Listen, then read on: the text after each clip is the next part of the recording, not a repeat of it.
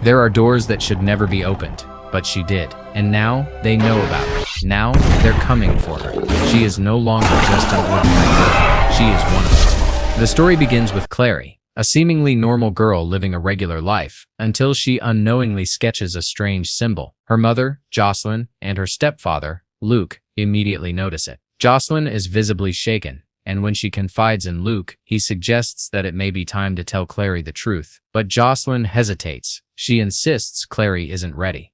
Later, Clary calls her friend Simon and suggests they go out. They arrive at a bustling club, but the night takes a terrifying turn when Clary witnesses a group of teenagers ruthlessly kill a man. To her shock, no one else in the club seems to see the attackers. Only her. She screams, catching the group's attention, and they immediately flee.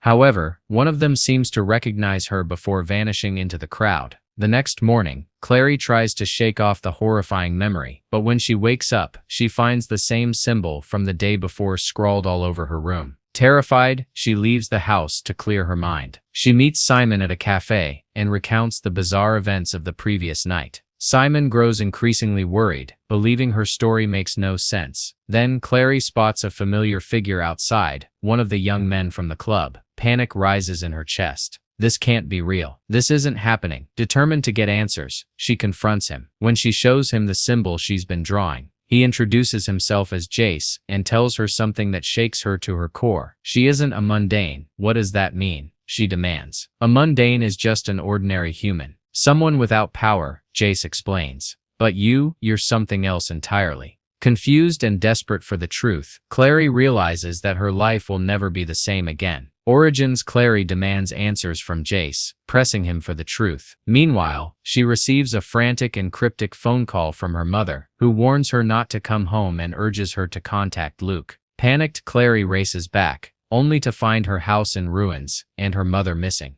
Mom, before she can process the devastation, a monstrous demon attacks her. Just as it seems she's doomed, Jace intervenes, wielding a special blade and using fire to destroy the creature. He explains that demons exist all around humanity, and that Clary's life is deeply connected to their hidden world. Together they visit Dorothea, a neighbor who shocks Clary by acknowledging Jace's presence. Dorothea then reveals herself as a witch and helps Clary uncover an image of the Mortal Cup through a set of enchanted cards. She also drops a life-altering revelation. Clary's mother was a Shadowhunter, a warrior with special abilities, just like Clary herself. Their conversation is cut short by a sudden noise upstairs. Rushing to investigate, they find Simon. Reunited, the trio decides to team up, setting off on a perilous journey to find Clary's missing mother, a path filled with danger and hidden truths. During their search, Jace notices a scorched photograph that seems to show Clary's father. Soon after, they cross paths with two Shadowhunters, Pangborn and Blackwell, who are interrogating Luke. To Clary's shock, Luke coldly claims that he doesn't care about her or her mother. As tensions escalate, Jace engages in a brutal fight with the two Shadowhunters, creating an opportunity for Clary to escape. Meanwhile, a demon attacks Simon, putting his life in grave danger. Clary desperately tries to save him, but Jace arrives just in time to slay the creature. Without hesitation, the trio flees to a hidden Gothic cathedral. Due to the power of glamour, ordinary humans like Simon cannot perceive the cathedral, which serves as a sanctuary for Shadowhunters.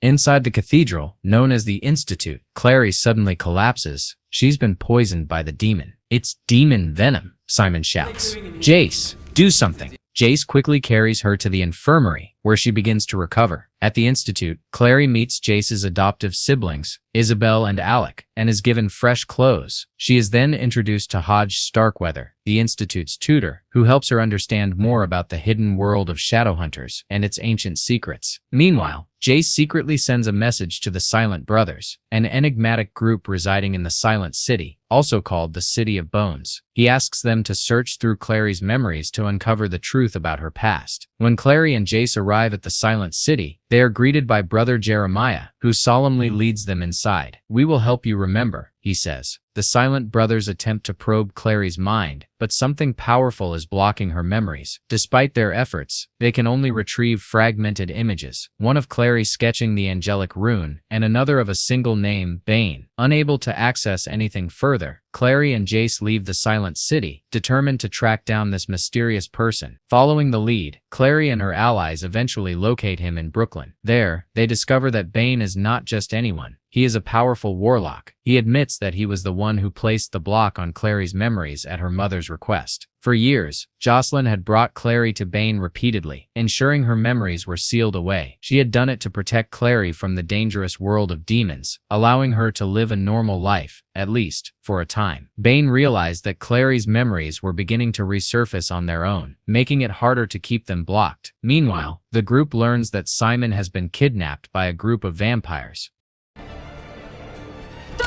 They soon discover he's being held inside a hotel that has become a vampire lair. Determined to save him, Clary and the Shadowhunters arm themselves with specialized weapons and set out for the rescue mission. Upon reaching the lair, they manage to free Simon, but their relief is short-lived. Swarms of vampires attack, quickly overwhelming them. Despite fighting with everything they have, the vampires prove to be too powerful. Then, out of nowhere, a pack of werewolves arrives, launching into battle against the vampires. In the chaos, Clary finds herself face to face with a werewolf, forced to fight for survival. Eventually, the group escapes with Simon, though he is badly wounded and needs time to recover. Alec becomes increasingly worried and insists that Clary should return to the human world, convinced that her presence is putting Jace and the others in danger. As Clary's birthday approaches, she spends time with Jace, and the two share a romantic moment. Later, they return to her room while Simon searches for her. When Simon and Clary finally talk, he questions her relationship with Jace. Clary insists that Jace is just a friend, but Jace overhears her words and is visibly hurt. "Stop acting like that." "Like what?" "Like nothing ever hurts you." Seizing the moment, Simon finally confesses his feelings. "I'm in love with you, and it's obvious you don't feel the same way." Overwhelmed by everything, Clary retreats to her room, seeking solace in her notebook. As she sketches, she makes a shocking discovery. She has a unique ability to hide objects within her drawings. This realization leads her to a crucial breakthrough. She knows where the mortal cup is hidden. Clary immediately informs the group, and they decide to visit their neighbor, Dorothea. At Dorothea's home, Clary retrieves the cup from one of the enchanted cards. But before they can celebrate, they make a chilling discovery. Dorothea has been possessed by a demon. Alec rushes to fight the creature but is severely injured in the struggle. Simon steps in just in time, saving the group. With the mortal cup now in their possession, they quickly return to the Institute. Bane uses his magic to heal Alec, preventing him from succumbing to his injuries. Trusting Hodge, Clary hands the mortal cup over to him, only to discover that he has been secretly working for Valentine, the long-thought-dead villain. Suddenly, Valentine appears through a portal and demands that Clary drink blood from the cup. Thinking fast, Clary outsmarts him by leaping into the portal before he can force her. But just before she escapes, Valentine drops a shocking revelation. "My blood runs in your veins. You're my daughter." Then, another blow. "Jace and Clary, your siblings." "You're my daughter."